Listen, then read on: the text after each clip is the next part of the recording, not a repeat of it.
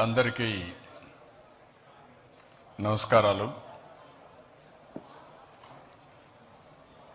నేను ఎప్పుడు కూడా ఇష్టపడే నగరం విశాఖపట్నం. దానికి అనేక కారణాలు ఉన్నాయి. ఈ నగరంలో ఒక ప్రశాంతత, ఒక పాజిటివ్ యాటిట్యూడ్, ఒక మంచికి సహకరించే మనస్తత్వం, ఏదైనా మంచి విషయాలు చెప్తే ఇమీడియట్గా గ్రాస్ప్ చేసే ఆలోచన ఉండే నగరం.